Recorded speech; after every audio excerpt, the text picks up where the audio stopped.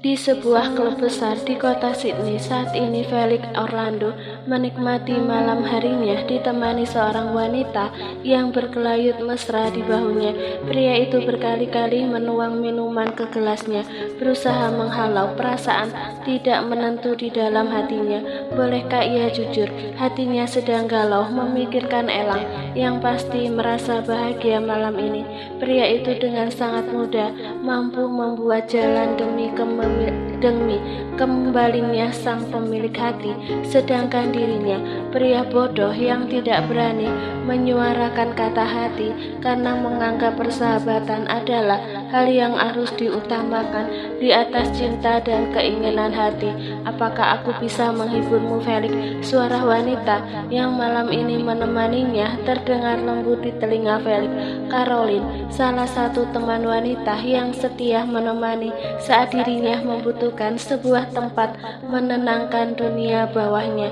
Cukup temani aku minum, Carl, jawab Felix sambil menggeleng saat wanita itu mengendus. Kemudian dengan gerakan slow motion menggoda, siapa wanita yang membuat dokter tampan seperti dirimu patah hati?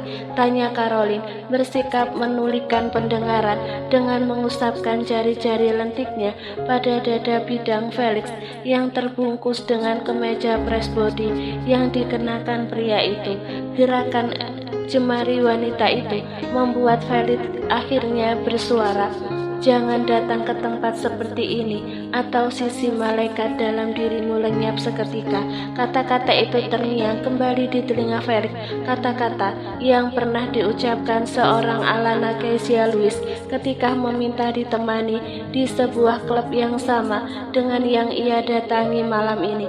"Hentikan, Kang," tegas Felix disertai ekspresi menatap tajam ke arah Caroline. "Kenapa?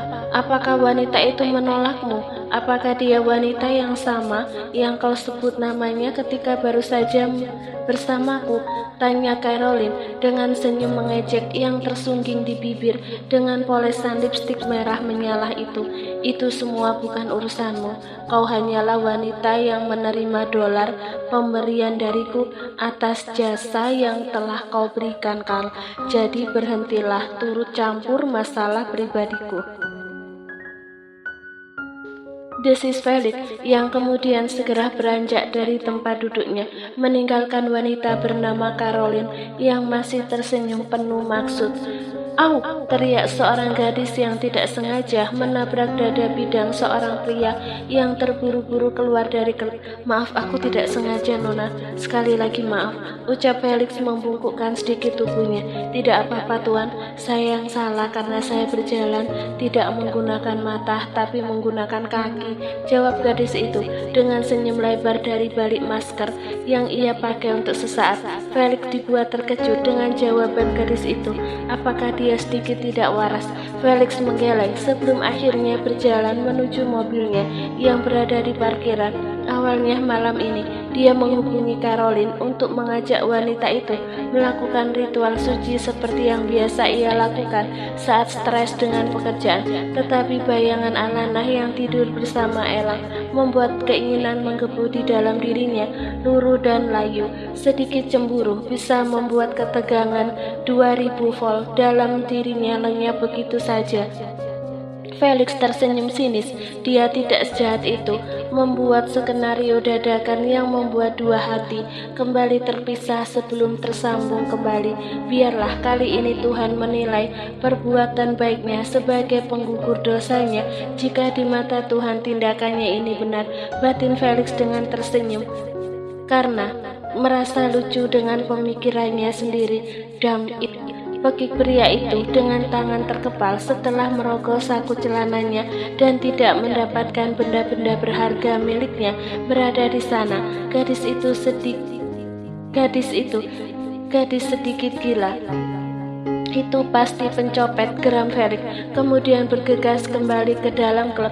Langkah pria itu terhenti di depan pintu masuk saat melihat dompet miliknya tergeletak begitu saja di sebelah 3 bungkus amunisi sebagai pengaman senjata pusaka yang tidak pernah terlewatkan mengisi dompetnya agar benih berharganya tidak tumbuh di ladang yang tidak ia inginkan. "Apa yang bisa saya bantu, Tuan?" tanya seorang pria berseragam petugas keamanan yang melihat Felix berdiri sambil berkacak pinggang. "Bagaimana keamanan klub ini? Aku sudah mendaftar sebagai member dengan membayar mahal setiap bulan. Kenapa mereka membiarkan pencopet bisa masuk ke tempat ini?" teriak Felix merasa marah. Beruntung ponsel miliknya ada di dalam saku kemeja yang ia pakai, tetapi beberapa dolar uang baru ia tarik dari mesin raib bersama black card miliknya, juga kartu identitasnya. "Maaf Tuhan, kami akan segera melaporkan ini," jawab petugas keamanan yang sempat melirik 3 bungkus pengaman benda pusaka yang berada di tangan Felix hingga membuat Felix semakin kesal. "Panggil atasanmu kemari," perintah dokter berusia 30 tahun lebih sedikit itu untuk menghilangkan sedikit rasa malu di dalam hatinya karena ketahuan menyimpan 3 sarung pengaman benda pusaka dengan status dokter yang masih lajang. Baik Tuan," jawab petugas keamanan itu gugup sebelum akhirnya memanggil manajer klub untuk menangani masalah ini. Tidak lama kemudian, 2 orang pria berpakaian formal keluar dari dalam klub dan menghampiri Felix dengan ekspresi tegang. "Selamat malam, Dr. Felix Orlando," sapa salah seorang di antara mereka yang memang mengenal Felix. "Di sini statusku bukan seorang dokter, panggil aku Felix," tegas Felix merasa tidak rela jika gelar dokternya dikaitkan dengan klub malam elit. 3 sarung pengaman benda pusaka yang berhambur dari tempatnya. "Baiklah Tuan Felix, kami meminta maaf atas kejadian ini dan kami berjanji akan menindaklanjuti kasus ini. Petugas kami yang berada di ruang kontrol CCTV sedang bekerja untuk mencari bukti dan pelaku pencopetan terhadap Anda," kata sang manajer klub dengan ekspresi merasa bersalah. "Pelakunya seorang wanita memakai baju berwarna merah, memakai celana jeans robek, dan memakai masker hitam," tambah Felix. "Baik Tuan, kami akan segera memberikan kabar kepada Anda. Saya akan melihat rekaman CCTV-nya. Sebenarnya itu hal yang privasi bagi kami, atau aku akan melaporkan klub ini ke polisi karena memiliki sistem keamanan yang buruk," potong Felix mulai kesal. "Baik Tuan, silahkan ikut kami." Tidak ada yang berani membantah kemauan Felix. Sejatinya Felix bukan pria yang harus ditakuti karena ia tidak memiliki kuasa yang besar, kecuali pria itu memang dinobatkan sebagai dokter spesialis kandungan terbaik di kota ini dan bekerja untuk rumah sakit dalam naungan King Louis Company. Sementara itu, dari balik tembok tidak jauh dari tempat itu, 2 orang gadis tengah tersenyum bahagia karena keberhasilan mereka menjalankan aksi mendebarkan malam ini. "Thea, kamu memang keren, tetapi nasib kita dalam bahaya. Pria itu ternyata orang terkenal," kata seorang gadis dengan rambut berpotongan pendek yang dalam misi kali ini bertugas mengalihkan perhatian petugas keamanan. Gadis yang dipanggil Thea itu tersenyum ketika melepas masker yang ia kenakan. "Aku tidak takut dengan siapapun. Yang terpenting hari ini kita bisa makan. Lagi pula dia itu pria mesum," kata Thea sambil mengadikkan bahu. "Dari mana kamu tahu?" Gadis berambut pendek itu terlihat bingung. "Mesum?" Bahkan ia tidak melihat pria itu membawa seorang wanita dari dalam klub. "Ada sarung keramat di dalam dompetnya. Tidak hanya 1 tapi 3 sarung keramat," tanya gadis bernama Alea itu. "Hah? Lupakan, kamu masih 17 tahun. Thea menggerakkan 5 jarinya di hadapan Alea. "Bukankah kamu juga masih 18 tahun? Gerutu Alea. "Iya, tapi aku lebih berpengalaman dari kamu, Dir. Ayo kita pergi sebelum orang-orang itu menangkap kita." "Thea, kita lewat tembok lagi. Aku lelah memanjat," kata Alea. "Mau ditangkap dan masuk penjara atau mau makan enak?" Baiklah, aku mau makan enak. Setelah ini jangan mencopet di sini, menyeramkan, kata Alea. Gadis berusia 17 tahun itu sebenarnya sangat ketakutan ketika melewati petugas keamanan ketika masuk. Tetapi aneh, petugas di depan langsung mengizinkan mereka masuk. Gadis bernama Thea itu hanya tersenyum semik. Sebenarnya ia ingin sekali-kali ditangkap polisi karena aksi kejahatan minimalis yang ia lakukan, tetapi tidak dengan melibatkan gadis sepolos Alea. Stephanie Theodora McClone, nona muda keluarga McClone yang kabur dari rumah karena menolak dijodohkan. Ia memilih hidup di lingkungan kelas bawah, menjadi seorang pencopet agar nama baiknya hancur dan calon jodohnya membatalkan perjodohan. Adakah yang lebih gila dari rencana bocah berusia 18 tahun itu? Thea hanya tidak tahu saja bahwa semesta memang menuntun langkahnya ke tempat ini demi sebuah takdir yang tidak akan pernah ia sangka. Cahaya matahari yang masuk melalui pantulan kaca membuat Alana terbangun dari tidur lelapnya. Gadis itu mengerjapkan mata dan hampir melompat dari tempat tidur jika sedang tidak mengingat bahwa di dalam perutnya ada nyawa yang sedang bersemayam. Tiba-tiba mata gadis itu memicing saat mencium aroma parfum yang terasa familiar. Pria itu, Alana menggeleng samar. Kenapa ia jadi teringat Elang? Ia mengusap hidungnya berkali-kali. Mungkin aku sudah gila hingga membayangkan bahwa pria itu datang. Diri Alana yang kemudian beranjak dari tempat tidur. Selamat pagi, Nona, sapa seorang gadis muda berseragam maid yang datang dengan membawa semangkok sup iga yang dapat dikenali Alana dari aromanya. Pagi, aku terlambat bangun hari ini. Siapa yang menyuruhmu mengantar makanan ke dalam kamar? Tanya Alana heran. Bibi Molly, Nona. Dia juga menyuruh saya membangunkan Anda karena tidak biasanya Anda bangun terlambat, jawab gadis itu dengan menunduk. Baiklah, letakkan di meja, aku akan mandi sebentar. Aku telat ke kantor hari ini, kata Alana lirih. Gadis berseragam maid itu mengangguk hormat sebelum akhirnya keluar dari kamar sang bos. Alana sendiri bergegas ke kamar mandi. Lagi-lagi ia mencium aroma parfum itu. Rasa penasaran membuat gadis itu akhirnya mencium tangannya. Tidak ada yang bisa tercium. Bahkan setelah 4 tahun berlalu, aku masih bisa mengenali aroma parfumnya. Lagi pula, kenapa dia harus datang ke negara ini? Seperti tidak ada negara lain saja. Apakah dia akan bersaing denganku dengan berpura-pura menjalin kerjasama denganku? Tidak semudah itu bersaing denganku. Ayo baby, bantu Mam lebih bersemangat. Jangan membuat Mam mengalami morning sickness. Aku sudah membayar mahal pada pendonor itu, dan seharusnya dia yang menanggung resiko, kata Alana sambil mengusap lembut perutnya saat air dari shower membasahi tubuhnya. Mandi super kilat yang pernah ia lakukan sepanjang hidup.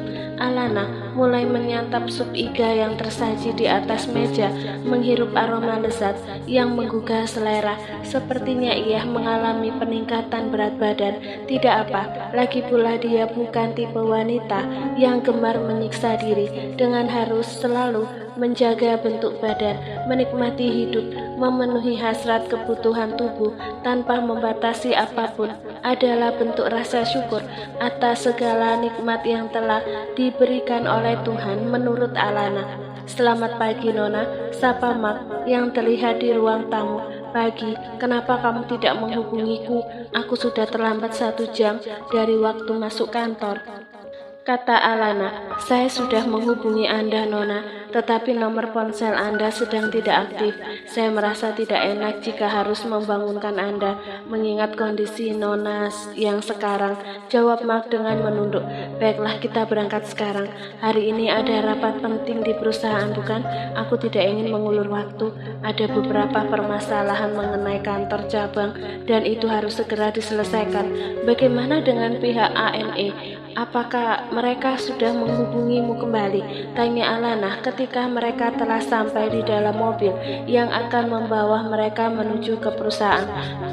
Tuan Tuan Alexander Darwin baru saja menghubungi saya dan mengatakan bahwa hari ini mereka akan datang ke perusahaan untuk meninjau langsung perusahaan sebelum memutuskan menandatangani kerjasama dengan kita. Kata Mark, sebenarnya aku sangat malas untuk bertemu mereka. Apakah bos mereka akan datang? Tuan Alexander tidak membahas soal itu, tetapi kemungkinan besar Tuan Erlangga dan Praja akan datang mengingat ini adalah hal yang sangat penting dan tidak mungkin diwakilkan kepada asistennya saja. Jawab Mark, katakan saja aku memiliki jadwal yang mendesak dan tidak dapat menemui mereka. Kata Alana, maaf jika apa yang saya katakan di sini sedikit menyinggung perasaan Anda. Masalah perusahaan tidak ada kaitannya dengan masalah pribadi. Tuan Louis selalu mengatakan kepada saya untuk memisahkan otak kita dengan hati kita saat menghadapi dua persoalan yang berbeda. Kamu memang benar, hanya saja aku tidak dapat memisahkan otak dan perasaanku karena kepalaku rasanya ingin meledak saat aku bertemu orang itu. Jawab Alana. Dari balik kemudi, Mark tersenyum tipis. Pria itu mengerti bahwa sejatinya perasaan cinta itu masih tersimpan rapat di hati Nona Alana untuk Erlangga. Kapan Nona akan berkunjung ke Dr. Felix? 2 hari lagi untuk memastikan. Anda terlihat sehat, Nona. Saya ikut bahagia. Aku ini wanita yang hamil tanpa suami, tentu saja harus sehat.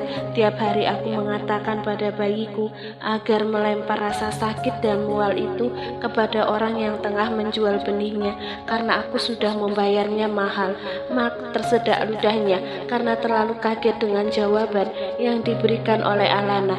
Ya Tuhan, jika Tuhan Erlangga tahu, harga dirinya pasti akan terjun bebas karena benih berharganya dihargai dengan dolar. Calon pembentuk generasi penerus Danube Raja, Nona mudanya benar-benar arogan, tidak terkira. Sikapnya menjadi lembut seketika, tetapi tidak bertahan lama. Suasana di ruang rapat terasa mencekam saat 2 orang yang diduga melakukan penyelewengan dana di perusahaan berhadapan dengan sang eksekutor. Nona Alana berkali-kali meneguk air dalam botol minuman kemasan untuk menetralkan deru nafasnya yang memburu. Sabar Nona, bisik Mark lirih. Aku muak dengan kalian. Tanda tangani surat pengunduran diri kalian atau aku akan memasukkan kalian ke penjara. Apa kalian tidak punya telinga?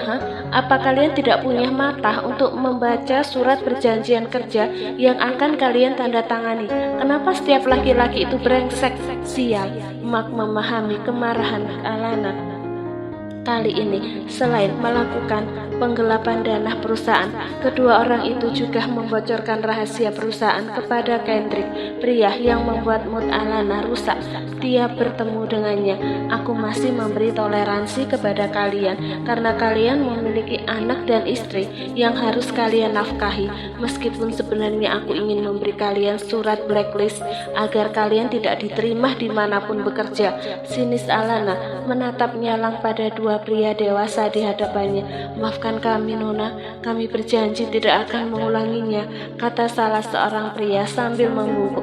Aku bisa memaafkan tindakan kalian yang menyelewengkan uang perusahaan, tetapi aku tidak bisa memaafkan tindakan kalian yang berkhianat kepada perusahaan.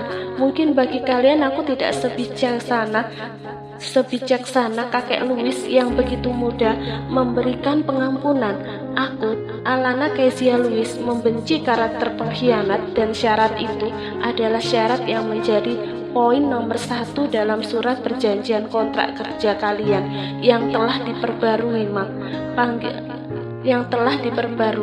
Mark, panggil Alana. Iya Nona, jawab Mark siaga. Bawa mereka keluar, urus uang kompensasi mereka selama bekerja di sini dan gaji mereka yang belum terbayar. Untuk semuanya saja, aku peringatkan, jangan melampaui batas kalian. Kalian boleh keluar, perintah Alana dengan suara keras hingga membuat seluruh staf di ruang meeting itu segera keluar. Benar-benar galak. Dia seperti singa yang terlambat kawin. Kita harus memaklumi, efek tidak pernah disentuh laki-laki. Aku sebenarnya sudah ingin out dari tempat ini, tetapi gaji di sini sangat besar. Aku bertahan demi gaji. Dia hanya 2 jam bersikap baik selama 1 minggu, tapi aku menyukai kepemimpinannya. Dia wanita mandiri dan kuat, tapi ya sangat galak. Pembicaraan itu terdengar sepanjang lorong. Setelah pintu keluar ruang meeting, 2 orang pria sempat menatap mereka dengan tatapan heran. Apakah Anda tidak memerintahkan kepada saya untuk membereskan mereka, bos? Tanya Alex kepada Elang. Alex adalah asisten multitalenta, bisa menjadi seorang sahabat, juga bawahan. Jangan pernah lupakan bahwa pria ini juga memiliki otak licik karena hasil didikan Ibu Suri. Tidak perlu, aku memaklumi perasaan mereka. Alana memang sangat keras dan tidak semua orang bisa menerima sikapnya. Mudah-mudahan saja anakku nanti tidak menuruni sifat kerasnya itu, tetapi aku menyukai sifat tangguh dan ya sebenarnya tidak ada yang tidak aku sukai darinya. Anda sangat mencintainya, kata Alex. El tidak merespon. Mereka berjalan menuju ruang meeting seperti yang dikatakan Mark dalam pesan singkat yang dikirimkan. Beberapa hari ini kau bersikap sangat sopan padaku, Al, kata Elang tersenyum sinis. Ya, kan gajian sebentar lagi. Bos, saya tidak ingin gaji saya terkena potongan karena kekurangan ajaran saya, jawab Alex dengan ekspresi serius. Baru mengakui kalau selama ini kamu kurang ajar rupanya. Bonus untukmu karena sudah membuat perencanaan yang bagus untuk proyek terbesarku. Ambil mobil keinginanmu. Wah, terima kasih bos, respon Alex dengan senyum melebar. Bayar sendiri cicilannya, tambah Elang, menatap sang asisten dengan serinya licik, hingga membuat kebahagiaan di wajah Alexander Darwin menguap begitu saja.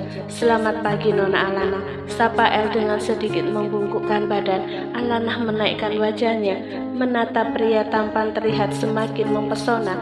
Bukan kata yang tepat sepertinya, lebih tepatnya maskulin atau jantan. Oh my god, aroma parfum ini sama seperti yang tercium olehnya ketika bangun tidur tadi. Selamat pagi Tuan Muda Danupraja, jawab Alana, berusaha menarik garis senyuman di bibirnya untuk mengurangi sedikit perasaan berdebar di dalam hatinya. Apakah rapat kali ini memang hanya melibatkan kita? Tanya Elang yang tidak melihat keberadaan orang lain di ruang rapat sebesar ini. Kita? Alana mengulang. Tuan Muda Mark masih ada urusan. Saya harap Anda menunggu beliau datang sebentar lagi. Apakah Anda memerlukan kopi, Tuan? Tawar Alana lirih. Itu merupakan tawaran bijak, jawab Ellie yang kemudian mengambil duduk tepat di depan wanita itu. Hanya dibatasi sebuah meja melengkung berjarak 2 meter. Bibir lembut gadis itu telah ia eksplor tadi malam beserta yang lain-lain dalam kapasitas sebagai pencuri cinta seperti kata Felix. Bawa 2 cangkir kopi ke ruang meeting. Adakah sesuatu yang spesial tentang kopi yang Anda minum? Tanya Alana. Berikan gula sesuai takaran, jawab Eluna. Gula sesuai takaran, perintah Alana lewat panggilan intercom yang terhubung dengan OG di ruangannya. Tak lama kemudian seorang OG datang dengan 2 cangkir kopi dan meletakkan tepat di hadapan Elang dan Alex. Silahkan diminum Tuan Muda Danupraja. Tuan Alexander, kita akan menunggu Tuan Mark untuk datang, kata Alana tanpa menatap kedua pria di hadapannya, sibuk memperhatikan laptop yang menyala di depannya.